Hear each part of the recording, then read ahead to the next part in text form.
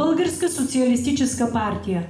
Хора, които не са си купили образованието, образовани и можещи. Да, смейте се, но за съжаление модерно е сега да се купува образованието. Не малко, аз работя в тая сфера и познавам много хора, които просто са с купено образование. Другото, което искам да кажа е, че на тези избори ще гласуваме и за дистанционно гласуване, компютърно гласуване.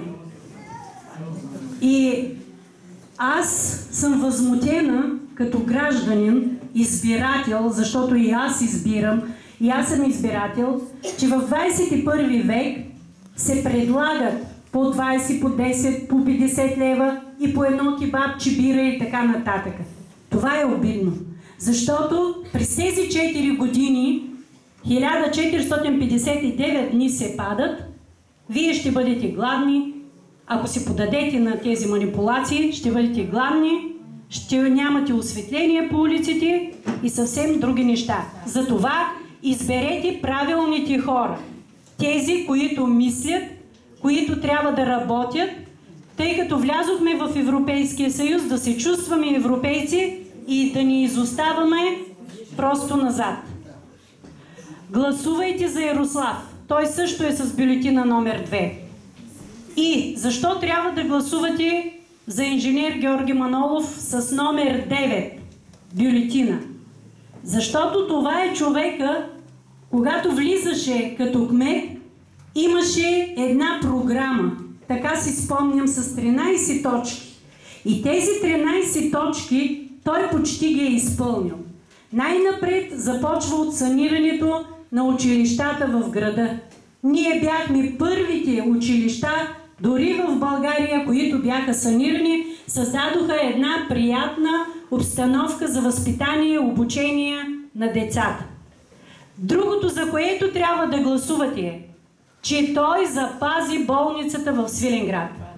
Вие ми познавате, моя съпруг е доктор Вангелов, и ако нямаше болница в Свиленград, ние вече нямаше и двамата да сме тука.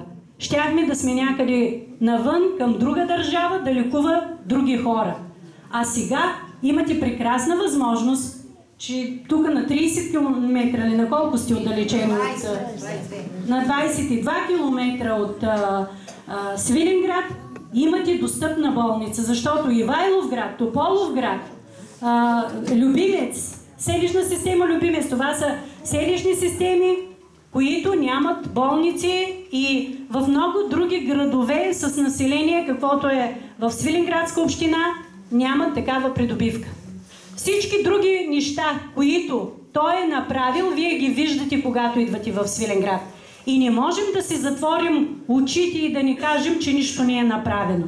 Виждате улиците, виждате сградите, обществените, социалните патронажи, храната, която се раздава и много други социални придобивки, които ще се направят, и аз ще работя в посока на тази кауза, социални слабите хора да получават много. Защото съм уверена, че и вие не си знаете правата.